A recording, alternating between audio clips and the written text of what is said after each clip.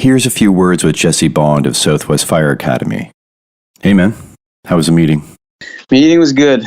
We have a new EMR partner called Pulse Point, and they're actually going to be running a full EMR course January 16th to 24th, and that's going to be right at SFA. Obviously, we don't have anything going on this month, but our course calendar will be out at the beginning of January, so we're adding some new courses, firefighter survival and RIT, and a whole bunch of other things.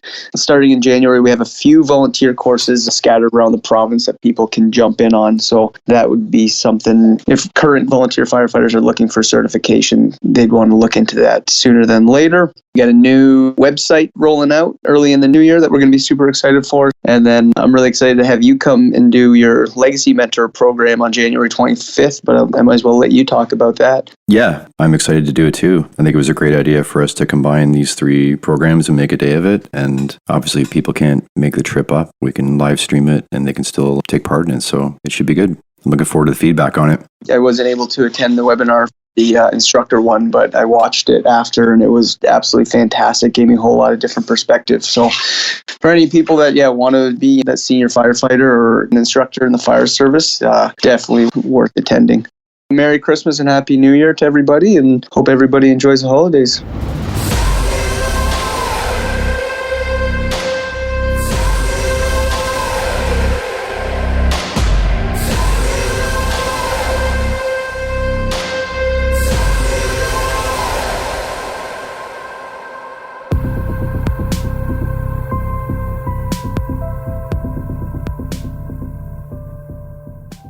Hello everyone.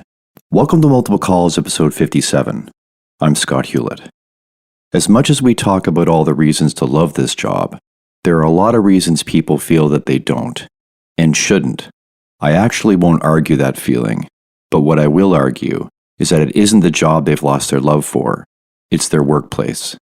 You can be frustrated with your workplace and still love your job, but it's easier said than done sometimes. I feel you. I truly get it. The membership culture, administration, or union executive, all three or any combination, can have deep-seated issues that you can't reach and extinguish, and you shouldn't be expected to just shrug them off and let them go. Injustice, unfairness, and worst of all, malevolence are impossible to paint over with the happy brush. They will always bleed through. We're no strangers to facing time-critical problems and trying our best to fix them. But what we don't do so well with are problems that can last for years to decades in the face of more evidence and common sense than they should ever require to rectify. It's the persistence of people-driven problems that eventually wears away at even the most resilient and allows jadedness to take hold and consume them. How do we stay strong enough to keep fighting battles without losing ourselves in the war? If you've read Viktor Frankl's Man's Search for Meaning, you know how unfathomable it was to read that a man that experienced such deep suffering could say, "The one thing you can't take away from me is the way I choose to respond to what you do to me. The last of one's freedoms is to choose one's attitude in any given circumstance." These legitimate issues you face may never change, but they don't have to change you. This isn't a promo for toxic positivity. It's a call for balance so that they don't take you down with them. This is your career, and you choose it for your own reasons. You can find moments and even days to have the experience you want and feel fulfilled. Learn what you want to learn. Treat your body and mind as you would treat a loved one, and help the people that you are called to feel respected and cared for. Neither you nor them should suffer for what goes on in the fire service house. My guest this episode distills this down in an empathetic and inspiring way when he says, 10-year-old you would have peed themselves to be able to do this and were grumbling about having to do it at times. But once you dust off some of the bitterness and cynicism of some of the people, there's a big, deep passion to be really badass at the job. So dust yourself off and do your best to have a badass career, even if it means making an ass of yourself on a regular basis along the way. If it rubs off on others, that's just icing on the cake. Here's my chat with Adam Parkhurst. Why don't you start by telling me where you grew up and what your structure of your family was? I was born in Tennessee, lived there till I was 10. We moved to Arlington, Texas after that. I've been there ever since. I live in Dallas, so I didn't move very far away, but just kind of a normal childhood. Dabbled around with sports a little bit. Never really got into anything too major. Yeah, that was about it. And how was school for you? I was not great at school. I didn't like it. I found it relatively boring, typical ADHD kid. I think I barely graduated high school.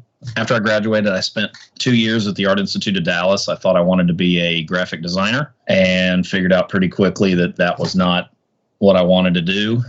After a little bit of soul searching, figured out that I wanted to get in the fire service and dropped out of college and started that process. That was in 2004, maybe 2005. Went through that. After I was already working, I ended up going back to college and getting my emergency management degree and then a degree in sociology. So I liked college better the second time around, a little older, a little more mature. Plus, I was studying something that I was actually interested in. So that is helpful. What was the first exposure to the fire service? Like, what put that on your radar? I don't really know exactly what it was. I didn't really know anything about the fire service. I wasn't like a kid who grew up wanting to be a fireman, or I didn't have anybody in my family that was a fireman outside of my grandfather when he was younger, but he lived out in the middle of nowhere in Georgia, and I think you just kind of had to be on the fire department. It was one of those things. I think the first memory I have of it was kind of driving around one night after work. I worked at a movie theater, so I'd get off work at 2 or 3 o'clock in the morning, just kind of driving around, and I saw a fire truck run into a call, and I thought, man, I bet that would be an interesting job. And I just kind of sort of went from there and started looking into it. And the more I read into it and the more I found out, the more interesting it was to me. So kind of starting from scratch, I didn't know anything. I didn't know anybody. I didn't have any connections or anything like that. And so I had to just kind of, I think I ended up calling like a fire station in Arlington and pestering those guys about what is this exactly? What was the process then, getting up to speed and applying? It kind of varies out here. We have a lot of fire departments in North Texas. We pretty much have everything of every size, from Dallas with like 70 stations down to single station departments and volunteer departments and all that stuff. So everybody's process is a little bit different. For me, I went to EMT school and then finished EMT school and went to Fire Academy.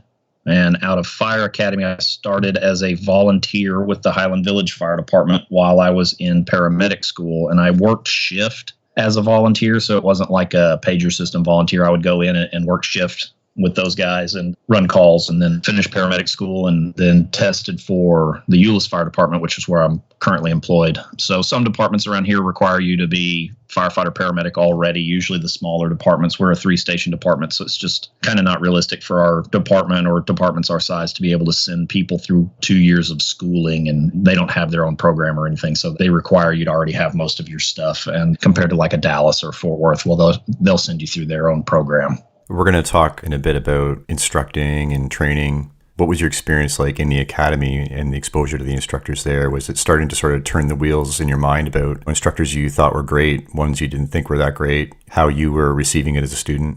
Yeah, so I went to a fire school that was not associated with a college. There's 3 fire schools around here that are associated with community colleges, and then there's a couple of independent fire schools, and I went to an independent fire school. I don't even think it's still around anymore. It's North Texas Training Academy. It wasn't nearly as organized as I've seen like Collin College or Tarrant County College, the way their process is. And it was interesting, really, because I think some of our instructors had like just finished the program and then were now working there as instructors and didn't even have full-time fire jobs. So it was a little weird. But then there were also the guys who owned the school that were firefighters at a bigger department. So there was kind of a pretty large swing in the experience level with the instructors. And so there wasn't always consistency with what they would tell you. So that was definitely detrimental. I'll say that I came out of fire school pretty unprepared, in my opinion. I had about enough information to pass our state test. But outside of that, if it weren't for the time at Highland Village Fire Department that I got after I got out of fire school, I don't think I would have been very prepared, because that was an interesting department to be on at the time, because they were one of the few combination departments still in the local North Texas area where you weren't having to drive an hour and a half to get somewhere. And so there were a number of young, really fired up men and women there that were trying to get jobs other places. And it was kind of a foot in the door department for them. They were working as volunteers, or some of them as part-time. And so most of us would just go out and get with the full-time guys, and we'd just go do a bunch of training. That was really the best experience for me coming out of school, was having these individuals who could mentor me, and being surrounded by individuals who wanted to do the job and get better at the job, and wanted to train and wanted to learn as much as they could. And there were a couple of guys who were part-time there who worked for some relatively busy departments. So they had a lot of information that they could share, which was nice. Would you say your rookie years then were pretty good, or what's your perception of the rookie years? I guess realistically, I had 2 rookie years, and they were probably about as diametrically opposed as you could get. Highland Village was, since I was a volunteer, I guess the expectation level was a lot lower. They were just kind of happy to have us there. And so it really almost didn't even qualify as a rookie year. There wasn't like an expectation book or a rookie book or any of the stuff really associated with being a rookie. It was sort of do what you want. Thanks for being here. Run some calls. I got a great opportunity in some of it because I was put into situations probably before I was really comfortable doing them, because of the limited personnel at times. I can remember making calls to the city of Louisville on multi-alarm structure fires, and it would be like me and another person that had been there like 6 weeks, and we were on like the air truck or something, and we had to go over there and kind of figure that out on the fly. It was nice because it forced me into uncomfortable situations, and I made a lot of mistakes, obviously, and learned from those. And then in Euless, when I started in Euless in 2007, they had a reputation for being very, very hard on rookies. So coming into that department, this was something that I had heard that, hey, these guys are going to be tough. That's a really hard department. They wash a lot of guys out. So coming into it, having a little bit of experience, it was good. But I found that kind of the reason that they were hard on rookies wasn't so much that they were mistreating them as they just had pretty high expectations of people. They really expected you to fulfill the rookie role, where it was you're here way before everybody else, sweep, mop, have the trucks clean and inventoried before everybody gets on them, and then we'll start our day. And so it was more of a traditional rookie experience. We've really progressed a lot more. We still hold a lot of that true, but the younger guys have gotten a lot more hands-on with training newer guys. I would say there was kind of a 50-50 mix with a lot of the members at that department. I started on a shift that was a lot of older guys. I think there were like 3 of us with under 5 years, and then the rest of them were 10 plus year guys. And so most of them were not as hands-on. It was kind of like, here's your district map, here's your protocol book, here's your truck inventory, get out there and go learn all this stuff. And a couple of the younger guys get out there and work with you or whatever. So it was kind of different. And we've changed a lot now that we've kind of figured out that maybe leaving people to their own fruition, though it has been successful in the past, we can turn out a better product if we get a little more hands-on.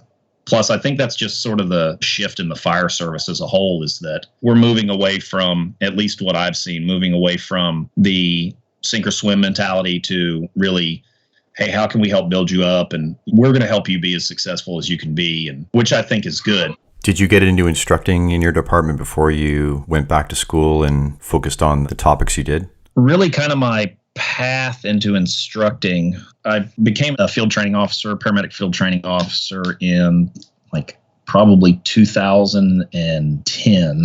So I did that pretty quickly, and maybe 2011. And I had started, me and another guy, he's now our EMS chief, he and I started doing case reviews. We would look at a handful of calls and present them to all the shifts. And that was kind of my first introduction into official instruction outside of just mentoring and small classes and stuff. I kind of caught the bug for it. I really enjoyed the process of diving deep into things. And I've always been a pretty big reader, but it was just sort of whatever tickled my fancy, I guess, and direct it towards something I think was a little bit better. So that was kind of my first foray into formal education.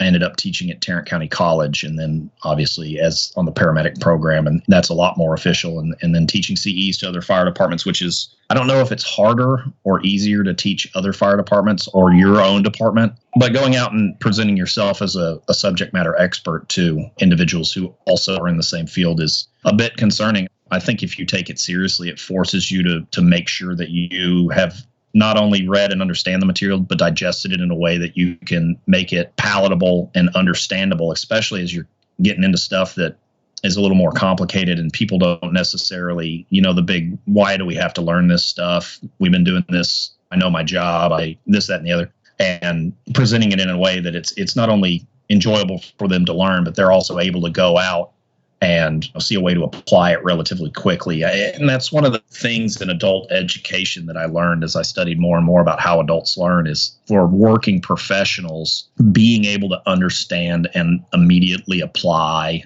or at least see how they can apply the new material into their daily life is one of the most important things. Whereas when I teach paramedic school, those kids are there. They're a trapped audience. They have to listen to what I have to say. And they're trying to get through to complete a course or pass a test or get a job. So they're going to be as engaged as they can be.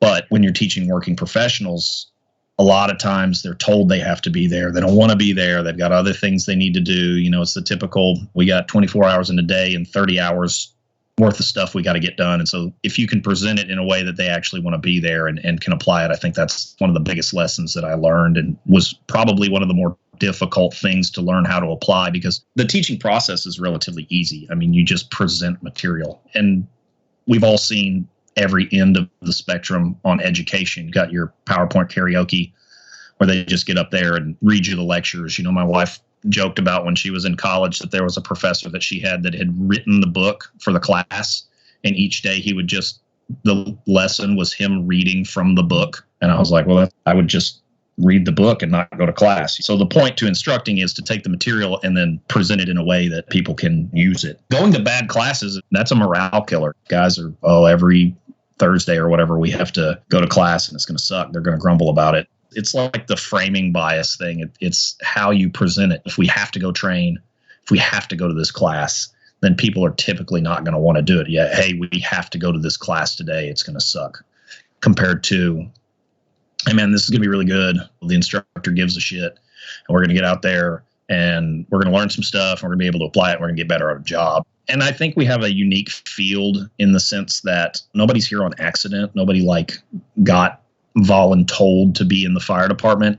Everybody who started, they're here because they want to do the job. And we always joke on interview panels is it's like, we'll ask, why the fire service? Why do you want to be in the fire service? And they always say, it's because I want to help people. And we're like, well, that's a crappy answer. Like, obviously you want to help people. The real answer is you want to do cool shit. And this job is full of cool stuff that we get to do. I mean, we get to run into fires and cut up cars and do rescues and even medicine if you're interested in medicine. Like, it's cool. If we can uncover the 10-year-old in everybody that we get to ride on fire trucks and do cool stuff. Like 10-year-old you would have peed themselves to be able to do this, and we're grumbling about having to do it at times. So I think it's nice because this is a career field that once you dust off some of the bitterness and cynicism of some of the people, like there's a big, deep passion to be really badass at the job. And I think that's one of the keys to being whatever level of educator you are, whether you're training, involved in training, building training, writing classes, is to figure out how to bring out that fire and fan it and stoke it up so that people are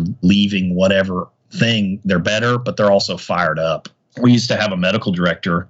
I'll just be open about this. I really enjoy medicine. I teach paramedic school. I like medicine. I know that's sort of a blasphemous thing to say in the fire service. I know that not everybody likes that. Since I promoted back in March. I haven't been on an ambulance in 7 months. And I'm probably the only person in the history of the fire service that sort of misses being on an ambulance. But we had a medical director that when I started was so passionate about the job that he would come in and teach these classes, and he would end with basically saying, you need to be so good that he had a phrase that was pretty funny. He would say, when you have a patient that is dying and your hands are shaking, then you need to have immediate testicular hypertrophy. Boom, big balls. And I always thought that was really funny, but he was so passionate and he delivered these things in such a way that I know we would leave class and we'd be like, man, I'm ready to set the world on fire. And he's since moved on. And that's one thing that those of us that have been around a little bit are like, man, I feel like that's missing. We've lost a little bit of that. You don't notice how much that's involved. He was the guy who really turned around medicine in the Northeast Tarrant County area. He came in and was medical director for a bunch of different departments and really took a bunch of leaps forward. And I think that passion that he had for it and the passion to make people better is what drove so much of that. It becomes infectious. Chronologically, then you went back to school and focused on disaster, organizational sociology, human performance, and adult education. Was this sort of experience what directed you in that to want to focus more and dig deeper? I don't know exactly what was the impetus for me returning to college. I think it just was an opportunity. I joke with one of my friends that after watching the movie Battleship for the third time on shift, I figured I'd go to college or something. And so I went to University of North Texas, did emergency management, just because that was kind of a related field. And here in the state of Texas, if you do a related field bachelor's degree, you get your tuition waived at state universities. So between tuition reimbursement through the city and tuition waiver through the state, it was like pretty much like getting a free education. So I was like, well, this will be all right. Emergency management, I can use it. It's relatively interesting. University of North Texas is one of the best schools for emergency management. It was interesting, and it wasn't necessarily things that I could apply at my level as a firefighter, but it allowed me to look behind the curtain a little bit, and now I could understand how things were working at a much higher level than what I was involved in. But the big thing that I did see was most of the people who were writing the articles or teaching the classes for emergency management were sociologists. And it made sense because it's the study of how people and organizations and groups think and react. And that's really what you're trying to do with emergency management at a organizational level instead of a response level is how do we evacuate? How do we prepare? How do we get people to prepare? How do we do all that? So you're trying to influence larger groups of people to behave in a way that you would like and that would benefit them. I got an opportunity to pursue a master's degree, and I decided instead of pigeonholing myself in public administration degree, I went and got a sociology degree because I figured it would help me a little bit more. And so that kind of drove the sociology stuff. And plus the fire department, we're teams. That's what we do. We're small teams, big teams, and we operate as a team, and teams at their core, they're groups of people. To me, if you learn how to direct behavior or how people are going to react or how to build culture or things like that, then it's going to help you be a better leader, better teammate, and all that other stuff. Plus, it was the sociology classes that I took in emergency management were interesting because it was like disaster sociology and organizational behavior and mass movement and all this other stuff that was fairly interesting. The educational aspect was more and more, and the human performance aspect was more and more just as I was teaching, I sort of started looking at a lot of times in the fire service, the way that we teach or how we pick a teacher seems to be like, hey, this guy's good at this, so we're going to have him teach it. And then we never really understand how the process of teaching works. Like my youngest brother, before he went and joined the Coast Guard, got his degree in education, his bachelor's degree in education, and he had to take all these classes on how kids learn and coaching and teaching and all this other stuff. And I got thinking about it. I was like, man, I teach college, and I've never taken an education class. Like, I don't actually understand how teaching works. I just am up here talking. And I just went and bought a book on adult education and read it. And I was like, man, there's some stuff that maybe not doing wrong, but I could definitely do better. It's learning the aspects of, like, the big thing being adults want to be involved in their education, especially in a career field. They want to be involved. Building it hands-on is more important. And then how can they apply it immediately? And it needs to be quick, usually 5 to 10 minutes at a time. We don't need these long, overwhelming lectures or anything like that, which I think is the downside to the way that we do teach a lot of times with CEs is CE is hour-based. It's not material-based. It's not like, hey, I need you to learn these 5 things and show competence in it, and that's your CE. It's, I need you to sit in a room for 3 hours once a month, and that's all I care about.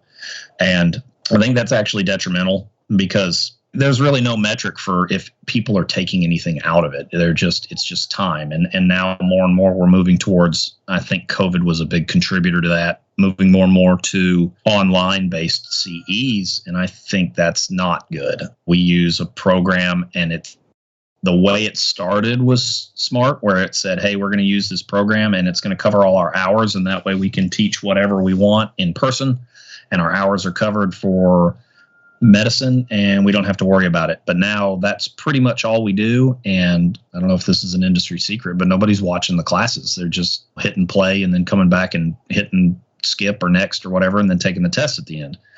And so nobody's gaining anything except for hours. So it's purely a checkbox thing. And I think that's dangerous, especially in a field where competence is the difference between really positive or really negative outcomes. It's easy to, from what I've seen, it's easy to feign competence, and it's easy to believe that your competence level is higher than it is. I would say that almost every firefighter, if you ask them, because of the nature of how we are, if you said, hey, on a scale of 1 to 10, 10 being the best firefighter in the country, how good do you think you are? And I would say that almost no one would rate themselves below a 5. And I would say that probably no one would rate themselves below a 7. Everybody that I've talked to thinks they're good at their job, whether they are or not. I think that becomes difficult because if people already think they're good at their job, and then you put basically the only thing that they have to do to maintain their hours is watch a video, then they're not going to get any better because they're not going to pursue anything outside of that.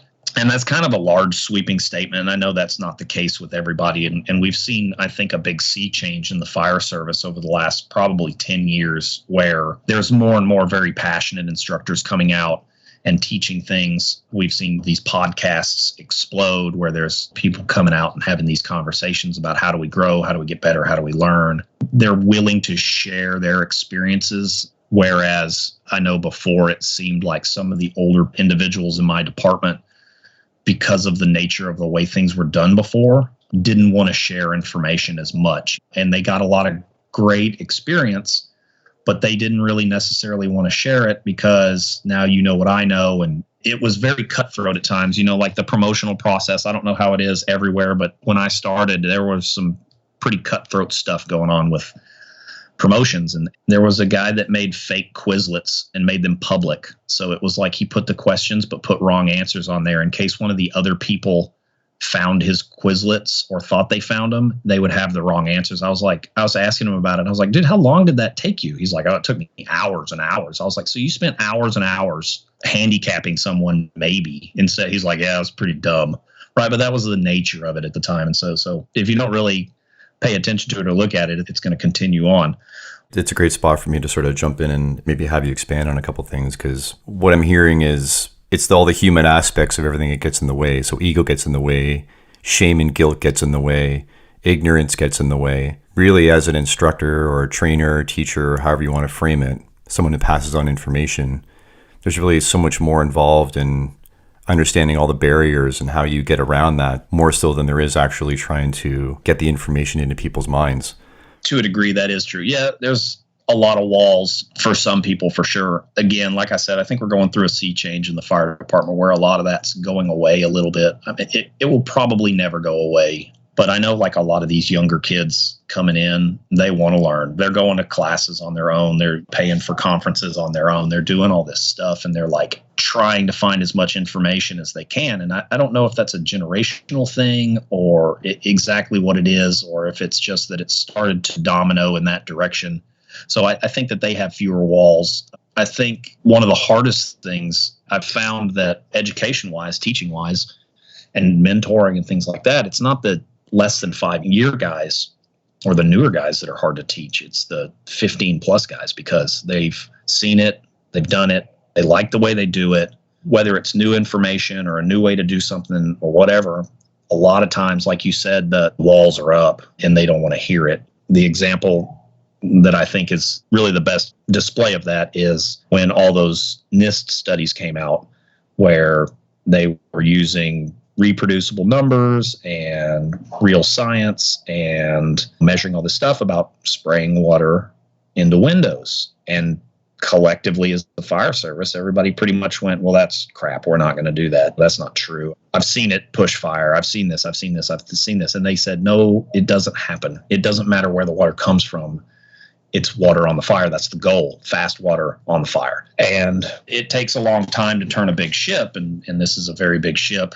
We saw that, whether it be ignorance or ego or whatever it is, but people just didn't want to listen to it. And I think some of it was lack of belief. Hey, I don't believe that that's true. But I would say from an ego standpoint, it was a lot of people saying, I'm not going to spray water from outside. I'm going to go inside because that's what firemen do. I'm a big, tough fireman, and I'm going to go in there and I'm going to just get my ass kicked, burn my helmet up, and fight the fire like a man. And so I think that's a difficult wall to get over too, is having people willing to listen to something that may be the opposite of what they believe to be true and what they believe to be true in themselves.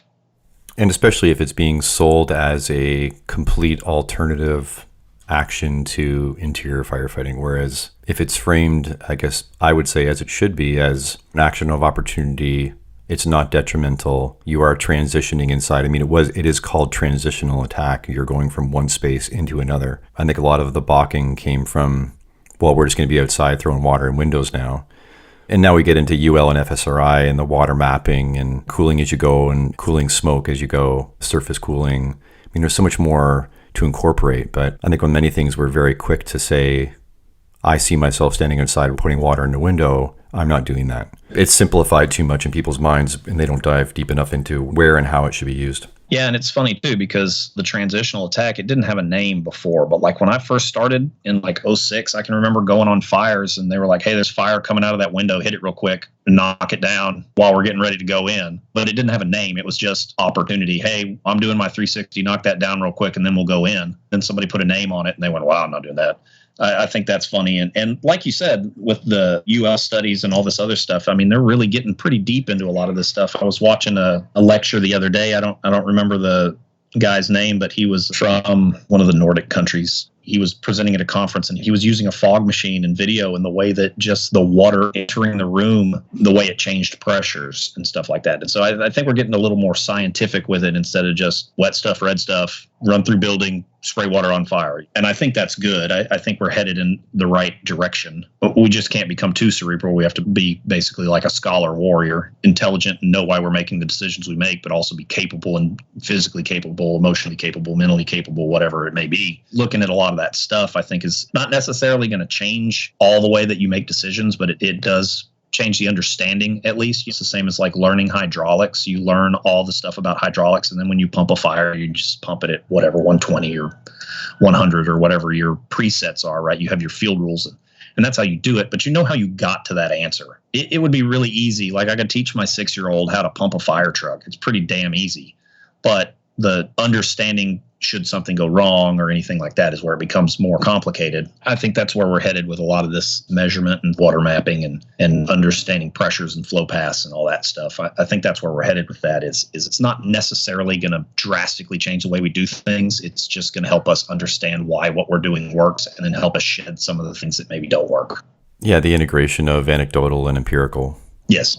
Mm-hmm. And do you see with maybe guys like us that are a little farther into their careers, if we didn't have the requirements that the newer generations do to get on, so they're forced to take more courses to get on, right? They also have more information available and they have more conferences and that available too. I guess what I'm thinking of is the more courses you are forced, even if you're forced to take them as they're mandatory to get on, whether they're forced or you want to take them on your own, there are a lot more opportunities to be exposed to things and maybe fail at them, make mistakes, and it keeps you humble, realizing that there's always more to learn. Whereas if you haven't been sort of pushed into that before in your career because it wasn't necessary, then really all you're going off of is the calls you've gone on and how they've gone. And then I guess that ties into Aaron Fields talking about mediocrity wins most of the time, because if you think, well, I've been to all these calls, those have been my experiences, they've been successful, then that ties back into you saying that, and I think you're accurate about people thinking that they're better than they are, because you haven't necessarily had enough heavy calls to really have that epiphany. Not to complicate it too much, but I guess you taking your EMT and teaching the medical side of things, I know for myself, the years I spent as a medic, it just helped me see the job better and myself better and see where I was weaker and could get better. So it kept that humility going. Your time as a medic, your time going to school, would you say that leads to you having that humility and understanding where you're actually at? And do you think that's what other people are missing when they balk at further education? Further education, I think a lot of it just, like there's some people who just don't buy it.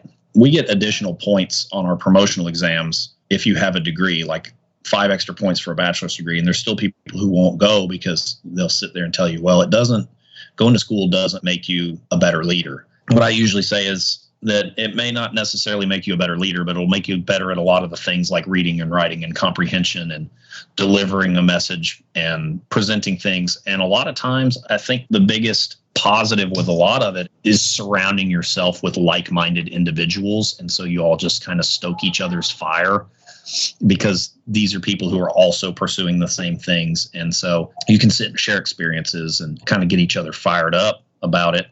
And the call volume thing, I'll tell people all the time, we're just not going to run enough calls to be as good as we could be, because unless you're really dissecting every one of the calls, outcomes are what they are. I've said before, are we good or are we lucky, right? Is it going right because we did everything right or because that's just the way it turned out? The example that I look at is how many times do we see firemen on roofs still without SCBAs on, and they've been successful at it 100 times before until the one time that they're not. We kill guys. Seems like every couple of years somebody gets killed on a roof without an air pack on. It's sad to me because whether their organization or they themselves or whatever, and I'm not here to blame them or point fingers or anything like that. I'm just using that one particular example is they've been successful with that operation 100% of the time until they weren't. It's easy to say that your success is because it's the right thing to do until it's catastrophically not the right thing to do. There's that famous lecture, The Normalization of Deviance, talking about, and that was one of the Challenger explosions, was one of the things I had to study in school, talking about the O-rings and the pressure on the O-rings, and they were exposed to heat, but they were never supposed to be exposed to heat. So they were saying, well, I guess they can be exposed to heat, and not to dive too deep into that, but ultimately they just kept letting themselves get away with more and more and more and more. And it was 100% successful until it was catastrophically not successful. I think that's what we look at. And in the fire service, we're more willing to share not only successful stories, but I think more and more people are willing to share failures that they've made. Hey, we did this and it did not work, or this is how this happened, the secret list and all that other stuff. We can't keep making the same mistakes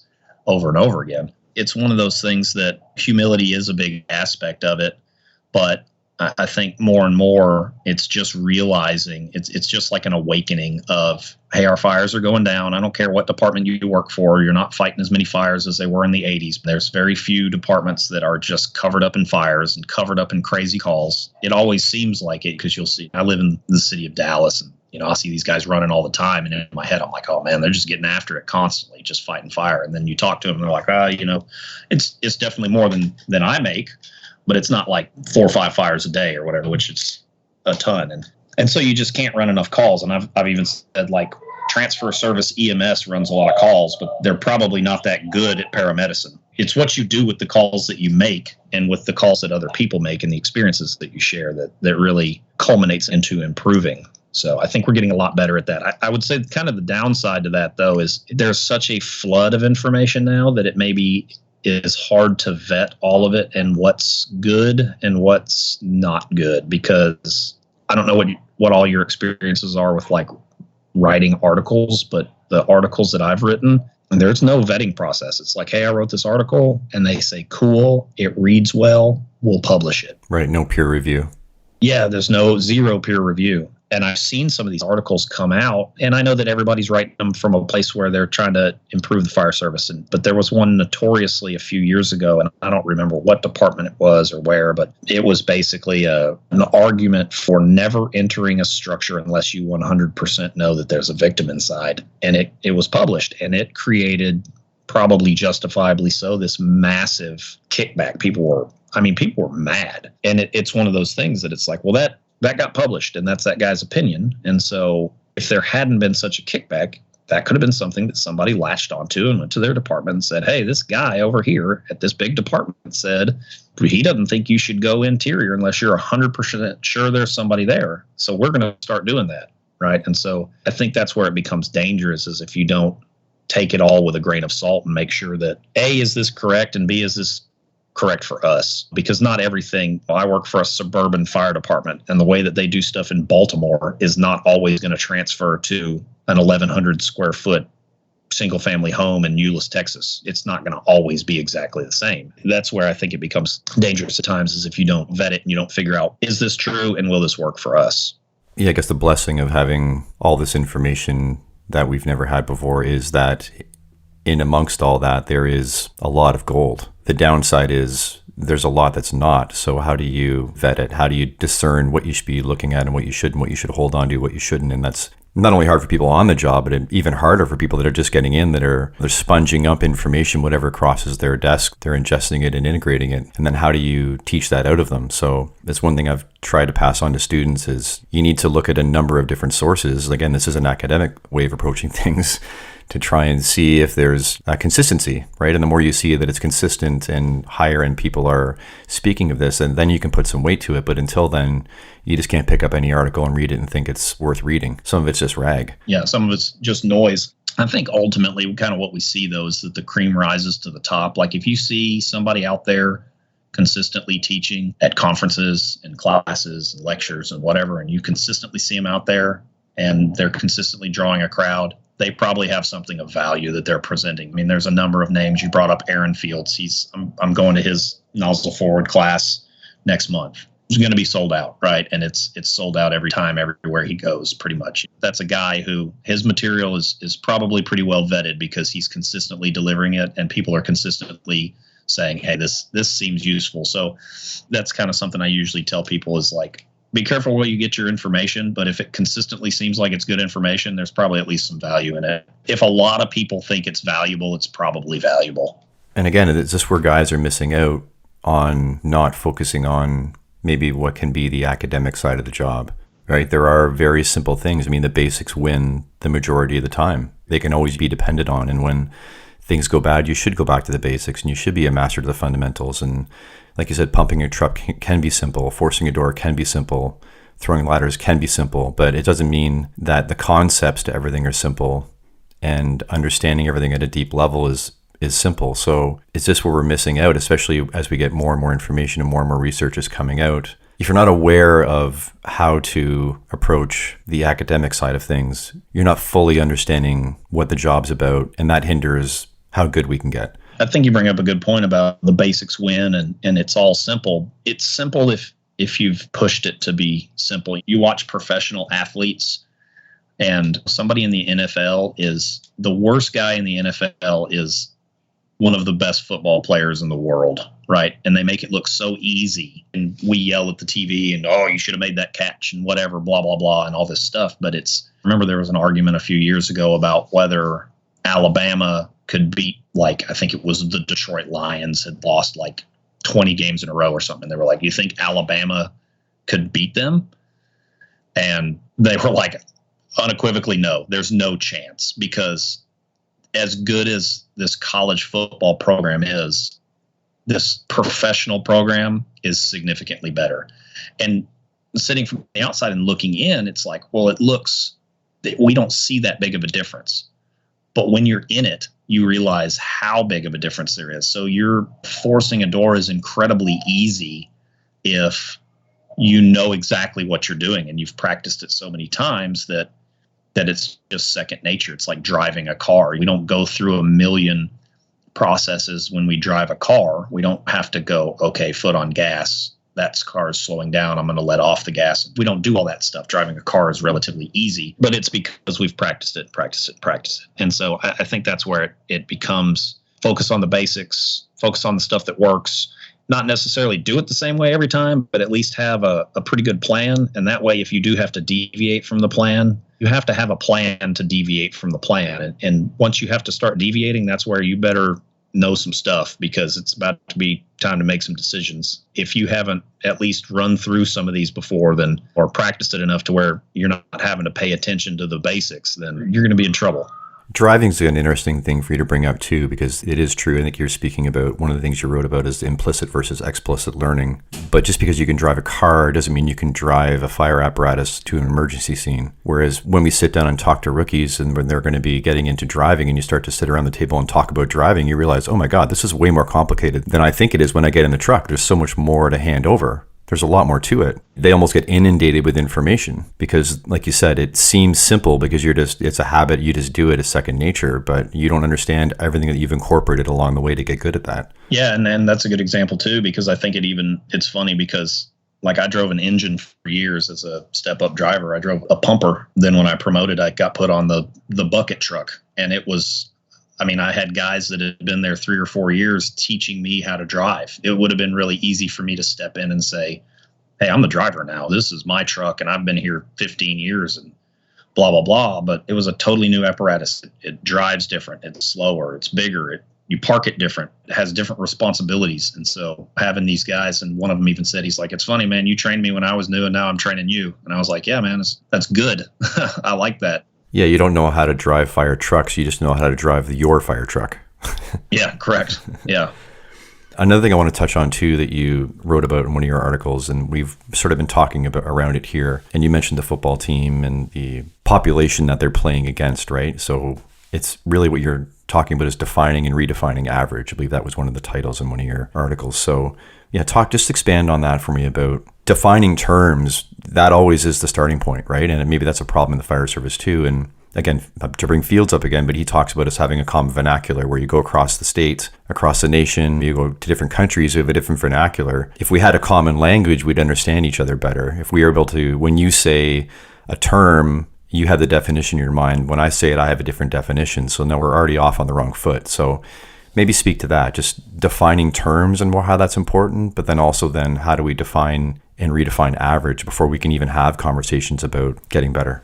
Yeah, I think a great example of the terms is tanker and tender, wildland versus structural firefighting. I can't even remember the difference in it, but it's like for us, a tanker is a big truck full of water, but I think in the wildland, a tender is a big truck full of water. So I think one of the biggest things is the way I look at what average is we have to kind of figure out where we are as an organization, as a team, at whatever level, and figure out what that is, and then figure out how to move on from there. Because if you never take the time to really figure out where you're at, it's hard to figure out how to get where you're going. If I said, hey, let's go to the beach, the first thing we would want to know is, where are we, right? Because we could just start driving. Like if I head west, I will get to the beach eventually. It will take me 22 hours, but I'll get there, right? But if I head southeast, I'll get there in 4 hours, right? I mean, it's not nearly as nice of a beach, but I'll be there. And if I don't ever take the time to figure out that I'm sitting in Dallas, Texas, well, I'm going to do a lot of extra work, or I have the potential to do a lot of extra work. And I think it gets hard to sit and define where you're at because, A, it takes time. And anytime something takes time, and a lot of time, it's not necessarily that palatable, and it takes buy-in. And we've started implementing a little bit of this into my department. And I think nationwide, we're seeing it a lot. I think the big one that I see it with is mask up times. Is it was like, I don't know that there was ever until a few years ago a defined amount of time that it should take you to put your mask on. It was kind of like, hey, you should be able to be bunked out in the truck in a minute or a minute and a half or whatever it is, right? I know for our state test, it was like under a minute and you were on air or something like that, right? But nobody, I don't think, ever looked at it and said, how long should it take you to get your mask on? And then you start seeing this stuff move around on Facebook about mask up times. And guys are posting videos of themselves masking up. Hey, here's how I do it. Anybody got any critiques or whatever? And then all of a sudden, guys are getting their masks on in under 10 seconds with their gloves on, and they're sharing their techniques and things like that. So we kind of collectively as a fire service took this one thing and figured out, hey, kind of the average time it should take you is 10 to 15 seconds or whatever. I can't think of the number exactly right now, but it should take you 10 to 15 seconds to get your mask on. And then people are breaking away from that and going, well, I can do it in 6. And we're going, wow, how'd that guy do it in 6? And then learning his techniques. And then we're seeing it with the way people throw ladders, all these other things. So I think that's the positive side to the sharing of information in the social media and all that stuff is, as a fire service, we've started looking at some of these things and without really knowing it, defining what our average is and then figuring out how to redefine it and say, maybe if 2 years ago it was taking everybody 20 seconds or 15 seconds to mask up, and now it's taking everybody 10. Well, 10 is now the average. That is the time. It's not 15 anymore. You start to slice these seconds off. Well, 5 seconds on your mask up time, you save 10 seconds in your hose deployment. You save 5 seconds in knowing your district or whatever, or 30 seconds. Well, now you're to the victim or to the seat of the fire a minute faster than you would have been. And that's a significant amount of time. I remember arguing with a guy about RSI one time, or taking someone's airway to intubate them. And he said, and I know this is not really necessarily firefighting, but his argument was, well, we have so many hospitals around here. It's faster to just take them. And I said, well, how long can you hold your breath? How long can you go without breathing? It's the same as, it only took us 30 more seconds than it should have to get in and get that person out. Well, that person was breathing superheated air and smoke for 30 more seconds. They died because of that. That's the difference, right? 30 seconds is a long time when you're dying. That's what time, and time is an easy thing, I think, to average out. And that's, in my opinion, a good place to start because it's very quantifiable. You can look at numbers and you can go, okay, well, this takes a minute. We want it to take 55 seconds. That's easy to do, right? And then where it gets more difficult is when you start figuring out average in regard to skill sets. We expect people to know this, to be able to do this. I don't know that you could really call it defining average or whatever, but our organization, because I don't know how it is across the rest of the country, but here in North Texas, it's become pretty slim pickings for quality members. There's been a mass retirement from all the guys that got hired in the late 80s, early 90s when the ambulance service came in around here.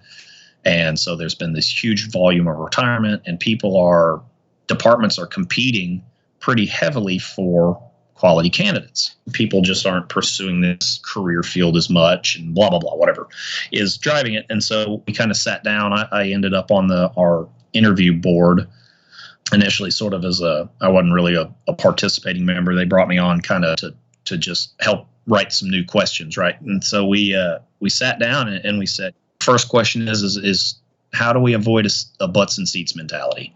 Because we don't want that. And I'm lucky to work for a city that supports running short instead of running worse, if that makes sense. Like they would rather us be 3 or 4 guys low than be full and have 3 or 4 guys that aren't worth a crap.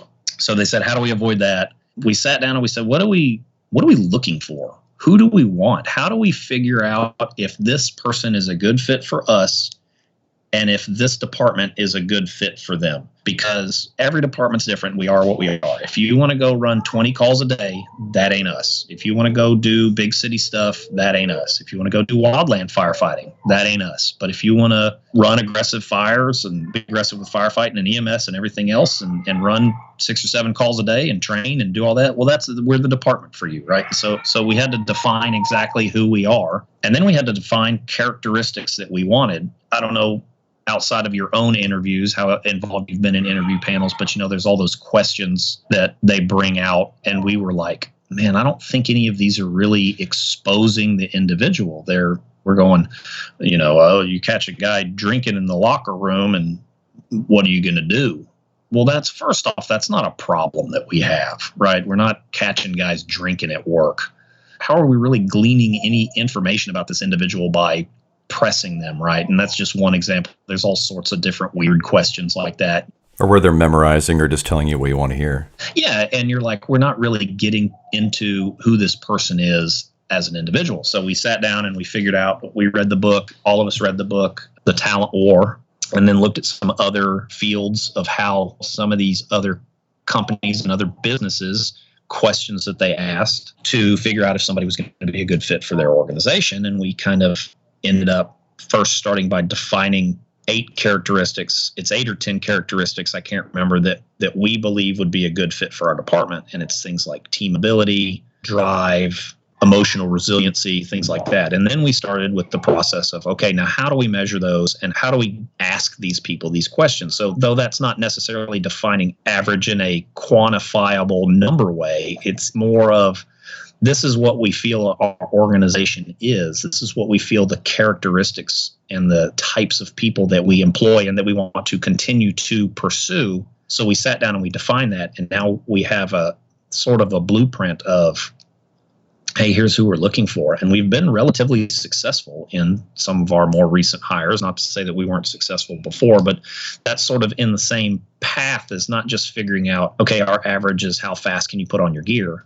Our average is, this information, but also who are we? Like, what is our organization? What do we stand for? And also, who are we not? I think it's as important to sit down and define not only who you are as a team, as an individual or an organization, but also who are you not? Who are you not going to tolerate yourself becoming? Because then you can recognize those behaviors and stop them before they become a problem. You sit down and you say, hey, we're a department that trains hard and aggressive, but we're not a department that treats guys like shit and belittles guys during training, right? So those two things don't have to exist together. You can train hard and have high expectations, but not beat guys down, right? So that's just one example of who are we, but also who are we not?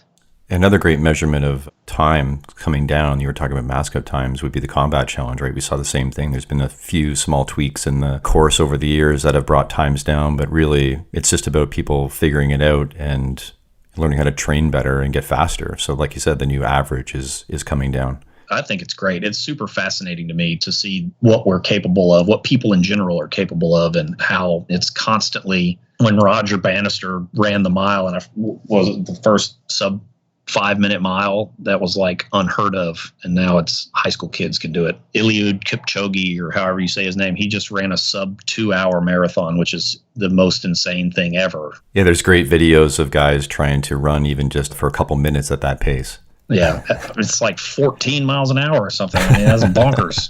Yeah, but it's possible. Yeah, and now it's been proven, hey, this guy, not only is it possible in theory, that guy did it. And so let's see what happens. It's pretty damn amazing, really. And great of your department to have that acceptance that you'd rather run short than run with more butts in seats that don't belong there. Because having people that aren't prepared to be in those seats, it's not just a neutral effect, it's actually a net negative. It actually makes it worse. We've said that often, a few guys, we've chatted and said, yeah, we'd rather run with just 3, right? Because if you give a 4th and they're not, it actually makes it worse. It's interesting. They've done studies on it and dropped a bad member into a productive team, and it craters them. It's amazing how one toxic member can bring damn near an entire organization down, but for sure can bring down a team. A very high-performing team can have one bad member and all of a sudden they're dragging an anchor. It's pretty amazing. And anybody who's been in the fire service long enough has definitely seen that, where you can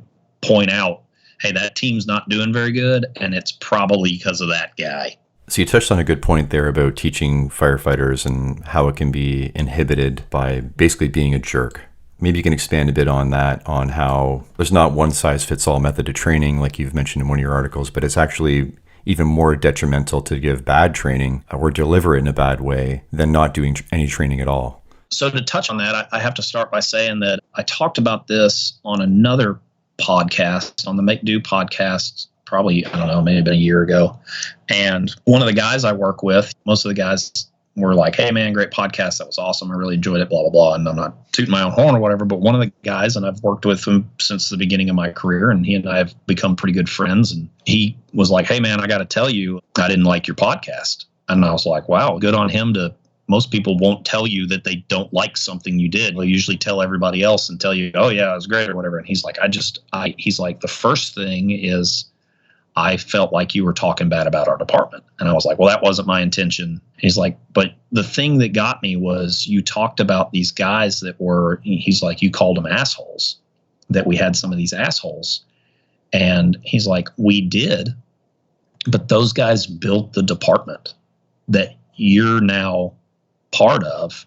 And he's like, were there some guys who did some asshole things? For sure. He's like, but they also taught you stuff. And so I just wanted to address that a little bit kind of before I dive into this, because he did. That is a really good point that he brought up. And I was like, I agree with what you're saying. It's not that they probably had good intentions, but because of whether the way they were reared in the fire service or what the expectation was, what the differences in the generation was, they did some things that were not quite so palatable, right? I mean, not to say that there are not guys out there that are just jerks for sure, but some people just do jerk things, but maybe aren't a jerk. So I just kind of wanted to clear up that part and say, I'm not trying to say that just because you're hard on guys or just because this, that, or the other, that you're an asshole. And sometimes you have to be hard on people in training. But I think the biggest thing, we have to get rid of that sink or swim mentality. And we have to make sure that guys are more concerned in the training field and in the process of either acquiring or improving knowledge,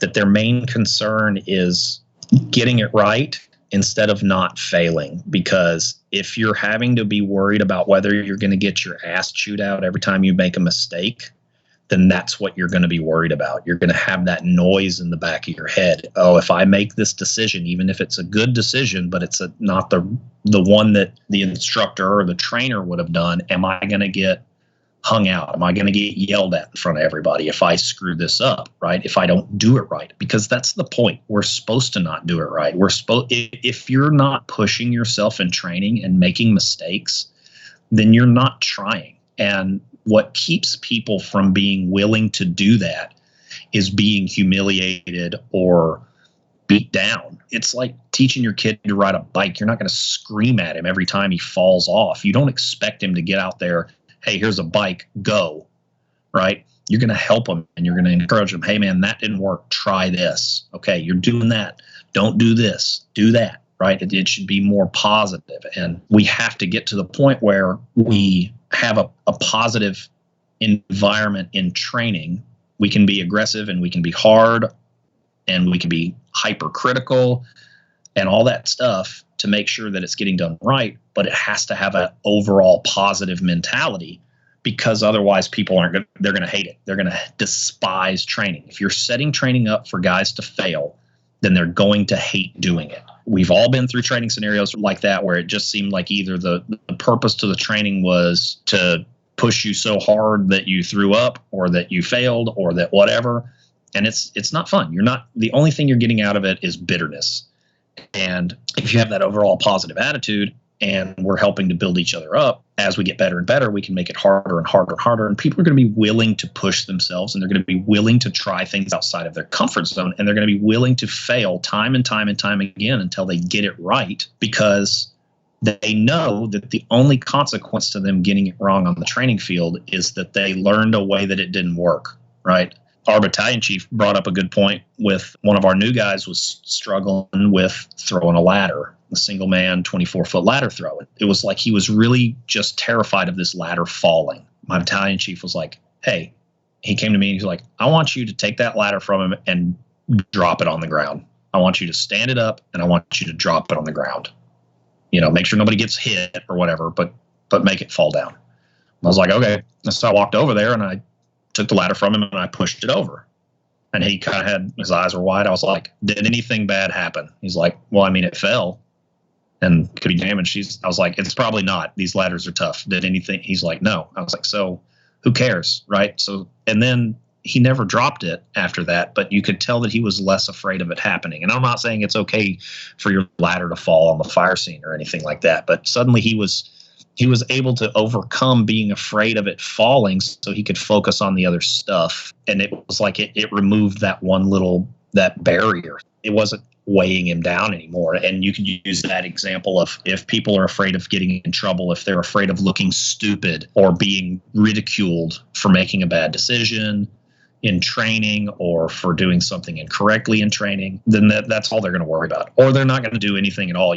We've all been in the class before where they're like, all right, who wants to come up here and try this first time? And nobody does it because nobody wants to be the guy that gets it wrong the first time. Screw it, man. Get up there and just screw it all up and go, hey, man, I did a real bad job on that. How do I do better? Because you're going to get a little bit better and a little bit better. And that's how you get better, right? You have to fall a bunch to be able to be successful at anything. And I think when you have that positive mentality about it, not just training, but also calls, being able to look back and go, hey, I did this and this worked really well. I did this and it did not work very well. And I did this and it worked, but it could have been better. That's how we grow. I had my first real fire that I made where I was riding seat. I did something that I always said I never was going to do. And I checked on fully involved. And I've watched the videos of stuff like that. And I'm a proponent of do not say fully involved, because it changes everybody's mentality that, oh, well, it's fully involved. This is a surround and drown fire. We're not going to make any rescues or whatever. Well, it was a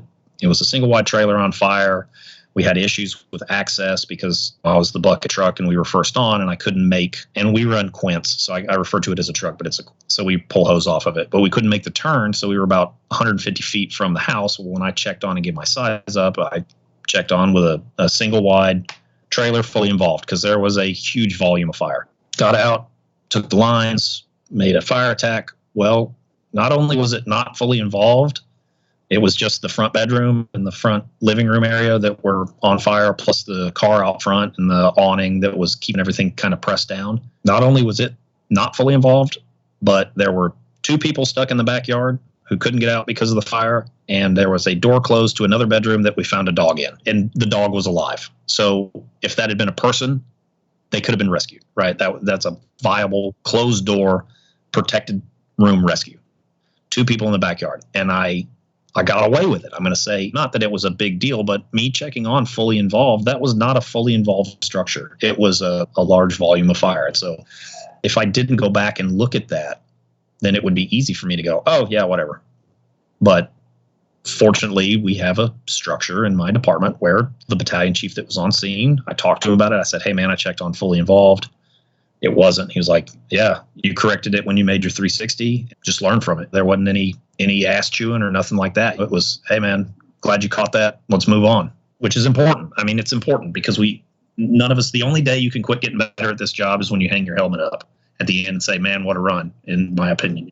Maybe with the pendulum swing that we're seeing is really the fire culture itself is unique in a number of ways, but overall, the culture at large, right, the population, that culture of our society is the culture that comes into the fire service. And I think we're seeing over these last number of years, it's very dualistic thinking, right? You're either that old school harsh mentality or you're a puppy dog and you're a pushover and you're super soft. Again, it's about defining terms and people also maybe not being able to realize that the middle is where we're trying to live, right? Where I've grown to appreciate now more and more looking back on the older school mentality. I think I'm starting to understand it, that they just realized that the job was extremely dangerous. And so they dismissed everything else that could even be thought of because that was the most important thing to focus on. And they realized that you needed the grit, the resilience, the toughness, the suck it up mentality to learn probably to survive what we do. But there's a missing half there, right?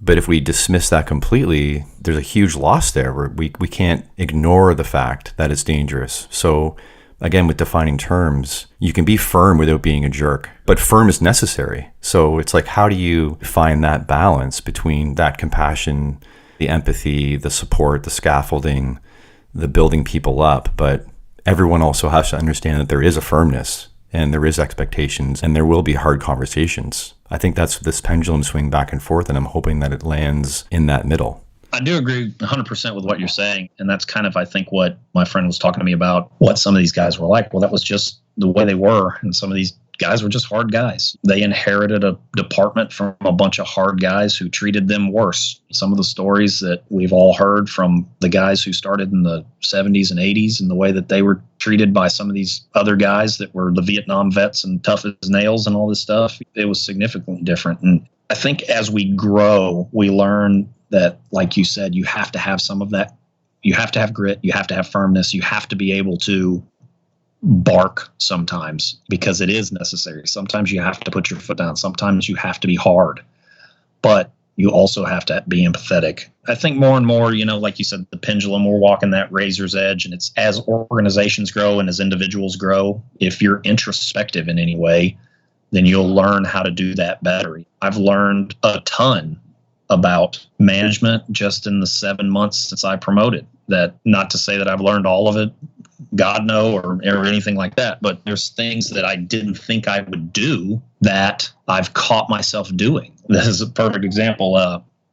One of the guys that used to work at my department, he's retired years ago, he used to go out and on our truck days, he would white glove the engine in the ambulance, and it would just piss everybody off, right? Because he'd go in there and find dirt and dust and whatever, and hey, y'all aren't done, get out here. And it's just, I said, I'd never do that. That's so shitty. He's just throwing his weight around, and it would piss me off. And then we had some issues where some trucks weren't getting clean after I got promoted, where it was somebody didn't clean their truck after a fire. And now I'm in the seat, and I caught myself out there late at night looking through the trucks to make sure they were clean. And I was like, oh shit, this is how this happens. Right.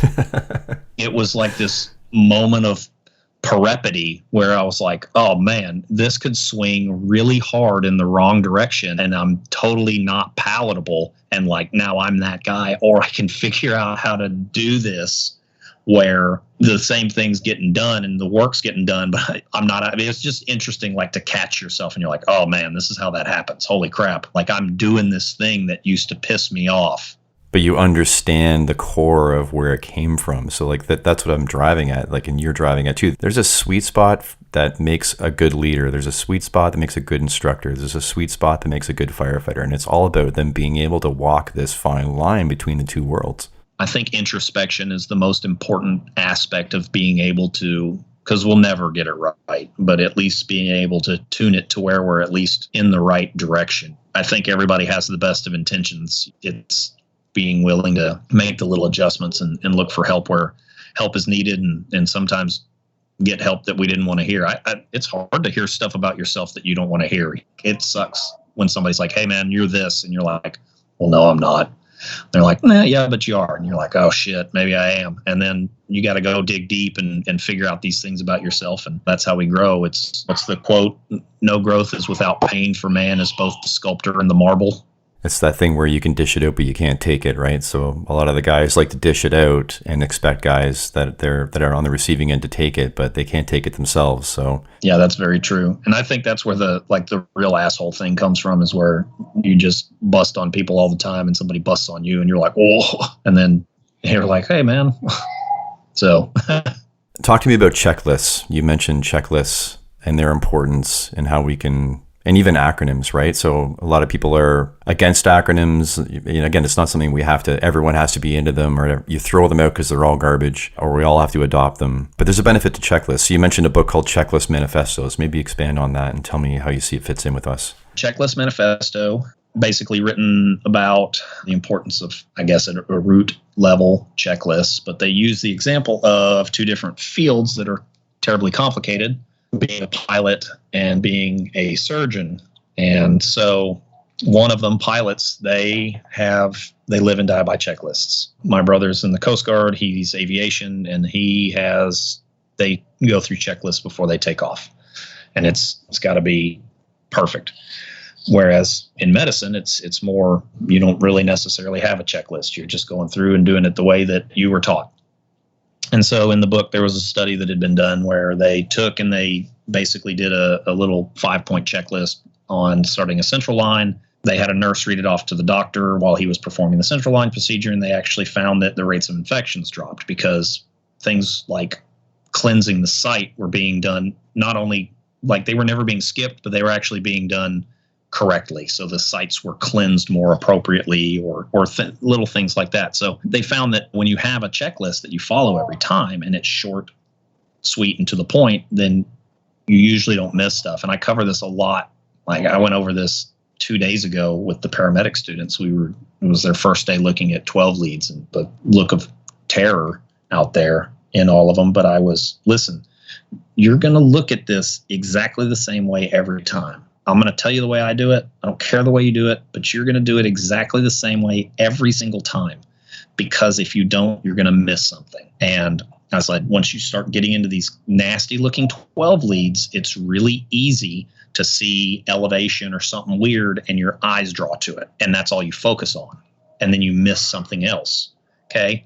That's the power of checklists. I took the class, I cannot remember who taught it, but it's the guy from Connecticut, and he's a truck captain, and it was his truck class. I cannot remember his name for the life of me, but it was a good class, and he brought up checking your apparatus off in the same spot, in the same order every morning, because then if something's wrong, you can catch it, because otherwise you might miss something. And even if you don't know what it is, it's, hey, it sounds different today than it normally does, or the ladder's moving different, or whatever it may be. But if you're just sort of doing it in whatever order, then you may miss something. So that's kind of the power to checklists. It's not necessarily that it has to be some crazy long implemented checklist that we're going to pull out on scene or whatever. But if you can build, I think the acronyms maybe have gotten out of control. Some of them are good, but I guess it's sort of the same as like the information. Maybe the cream rises to the top, and the ones that are good are going to stick around, and the ones that are a mess or unnecessarily are going to go away. I think that's something that's implemented itself a little bit better in the fire service. Like now, when I did my tactical for my promotion, I was allowed to have the tactical worksheet with me, whereas years ago we weren't allowed to do that. You had to just go in there and you had a blank piece of paper that you could write on. And now they're like, well, if you're running command, you're going to have a tactical worksheet with you. So we may as well let them have it. Right. So it's stuff like that. But I'll always say good habits build good firefighters. So if you're doing stuff, if you're checking stuff, if you're going through the motions in the same pattern, that's kind of your plan. And then if you have to deviate from your plan, you've at least got a base that you can start from it and move on from there. Tell me about FEMA and the USAR team. How did that come up for you? How has that experience been, and how has it opened your mind to emergency management as a whole? The big thing with the FEMA USAR team was I got in as a medic. I like the disaster medicine aspect of it. I'm still on that team. I think they're in Florida right now, actually. That was sort of one of the moments where suddenly it was like I was in a room surrounded by a bunch of the best. I had all these people I could learn from, and it was experienced medics there and medical portion. There's doctors and surgeons, and we're all talking about all this stuff. And I'm like, man, these guys are really good. And then I go out in the field, and I'm out there working with like Houston and Dallas and San Antonio truck guys that run their rescues. And that's all they do is technical rescue, and they're excellent at it. And so that was really the way it opened my mind a lot. And it was like, man, there's just this wealth of knowledge that I can just sit, and these guys like to talk shop, because really to get on the team, it's all volunteer. You volunteer for it, and then they take you. And so you have to be good at what you do, and you have to want it, and you have to be willing to make the sacrifices. And so the only really most 90% of the people that are on the team, they're on it because they love this stuff. They think it's awesome. And so there's just a wealth of knowledge to be had, and exposure is great. And so it's one of those things like people ask me about, like, oh, what do you know about whatever this fire department? I'll be like, I don't know anything about them, because the two guys I know are on task force and they're awesome. That may be their whole department, or they may be the two best guys there. So it's hard for me to say. The last article I wanted to talk about, I actually didn't get a chance to read it, but the title really drew me in. But Psyched Out, Taking the Crazy Out of Behavioral Emergencies. Really a great piece to dive into on the empathy, compassion, understanding end of things. So maybe speak to me about why that topic's important to you and how you deliver it. I presented that at the Texas EMS conference last year, and it sort of came from a discussion I had with my wife. My wife is a therapist. She has a master's degree in social work and had to do all these clinical hours and everything. Her and I had a conversation about behavioral emergencies. Basically, we were talking about it. I was telling her about, a lot of times if we had some of these psych patients, I would ask her questions about it, because she's obviously more of an expert than I am. I was telling her about something. I don't remember the exact nature of the call or anything, but she was like, it's funny that I went to school for like 8 years, and you got like one day of training, and you're dealing with these crazy people, and I don't deal with that many crazy people. I was like, well, yeah, it's because people who are off the rocker, they don't call their therapist. They strip naked and they run down the street or whatever. I was like, that is kind of a good point, that we deal with a lot of these complex psychological emergencies, and we don't necessarily have that deep of an understanding about exactly what is going on.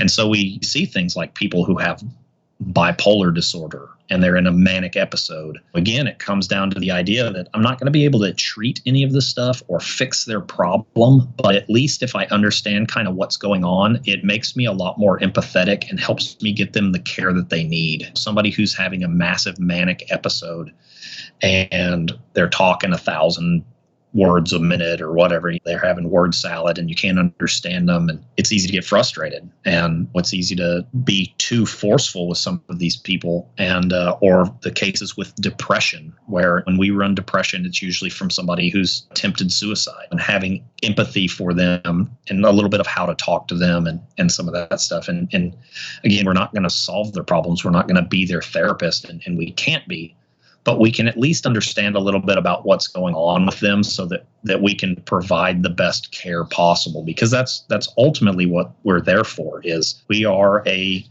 piece of a whole, and if we can be kind to them and get them to the care that they need, that might be the piece that helps them figure it out. That might be, you have your suicidal patient and you're kind to them and you get them to the right care, that may be the thing that keeps them from being successful the next time, or coming home and having a successful suicide attempt. That may be what that is. Or helping with the family that may be overwhelmed with their son who's schizophrenic or whatever, some of these things. And it just helps to develop a better understanding of exactly what's going on. And really, I covered a handful of the ones that we see, which is schizophrenia, bipolar disorder, depression, and then drug-induced psychosis. And how has that affected how you view the mental health aspect of the job and how your department's approaching it and maybe areas that you can improve? One thing that the city I work for does, it's actually been incredibly successful, is they have mental health police officers. They respond to all psych emergencies that we go on. And that has been incredibly successful because they are a great resource. They are overseen by a clinical social worker. All of them have gone through special training because they're very proactive with it. And so we have actually seen a decrease in the mental health emergencies that we run because they are able to, in a certain percentage of them, provide and help and educate in a way that was not being done before. I think in the fire service, I would say that we probably have, I don't know about a mental health problem because that would, in the wording on that almost sounds like mental health, all sorts of different things. But I would say that we probably for sure have a depression problem and a PTSD problem, at least maybe not necessarily PTSD in the way that people think about it. I've heard it called moral trauma, just exposure to grim and grisly things. We see horrible stuff and it weighs on you. And I don't know if I sent you the copy of the article, but I wrote another article for Fire Rescue One called It's Okay to Not Be Okay. And I talk about my battles with depression and that I've been on medication for 5 or 6 years now and go to therapy. And basically, long and short of that one is that it got to a point I've had depression as long as I can remember, but it was always heavily, overly critical self-talk and worry. So I was never suicidal or anything like that. And so I just sort of wrote it off. I was like, oh, I'm not depressed.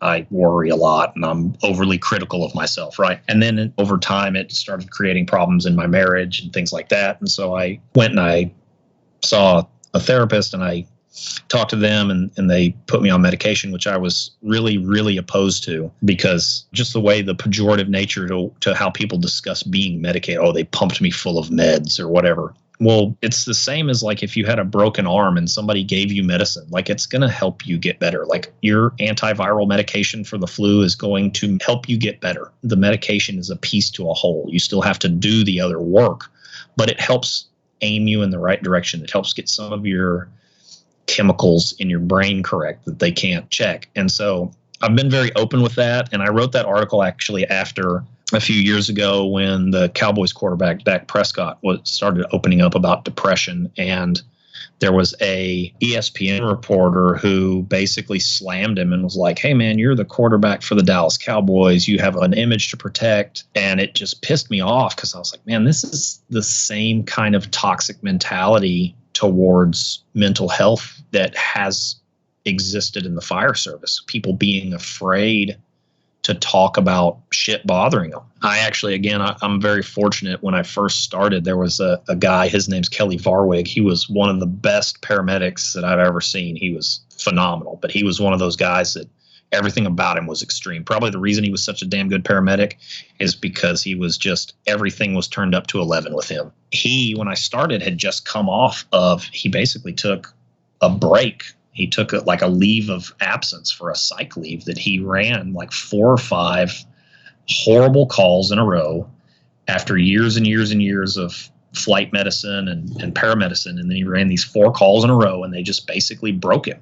He came back and was talking about that, openly talking about it with the guys in the department and talked to the new hires and was like, listen, this job, you will have the best days of your life and the worst days of your life. And you have to figure out how to deal with it because it can destroy you. I thought that was great, man. Here's a guy who's a 20-year guy up here talking about depression and seeing bad stuff and how to deal with it. And then I think it's easy to associate some of that stuff with calls. It's like, oh, somebody made a bad call. And so we check on them, which is great. I think we're getting better at that. My previous lieutenant was fantastic at that. If we ran a bad call the next day, he'd hit you up, hey man, everything good? But I don't know that it's always the calls, right? And so that's where I think it gets to be difficult is people can just be depressed because they're depressed. And so I put that article out talking about it a little bit just to open up the discussion that, hey, it's okay. I'm gonna put myself out there. And then when I was still on B shift, our battalion chief,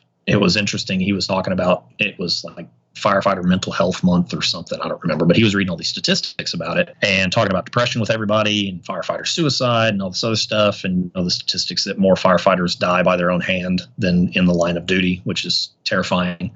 And we've seen it with military veterans and all sorts of stuff like that. And I told him, I was like, well, I have depression. And he kind of laughed.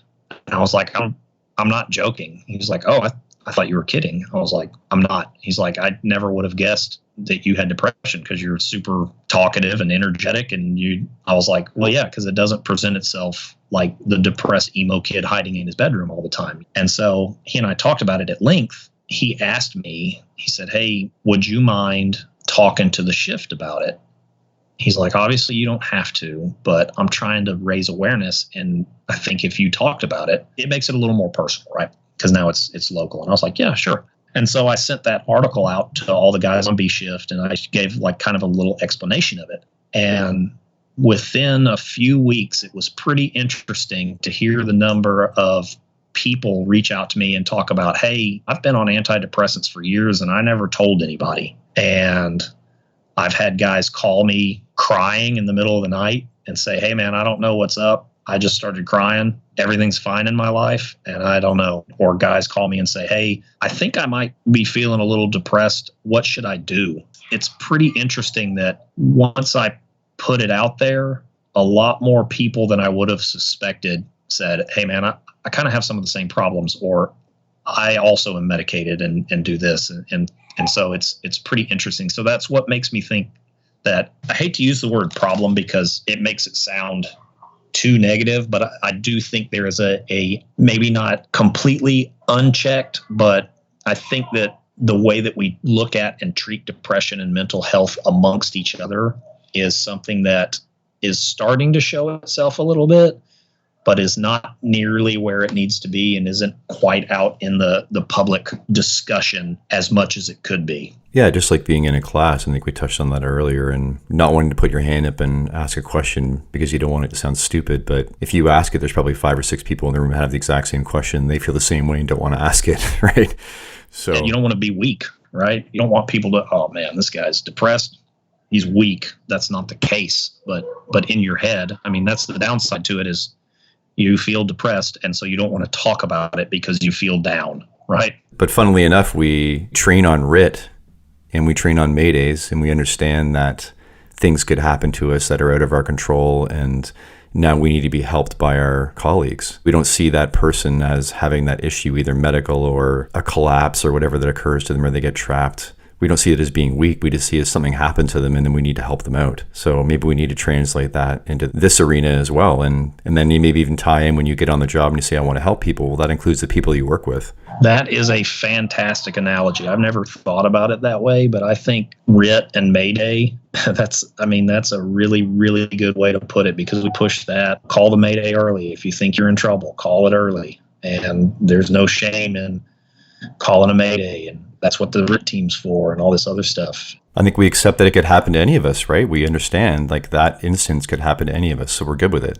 But I think maybe that's what we have to understand with mental health, is it could also happen to any of us, because I struggle with it too. That is fantastic. I really like that. You can steal it.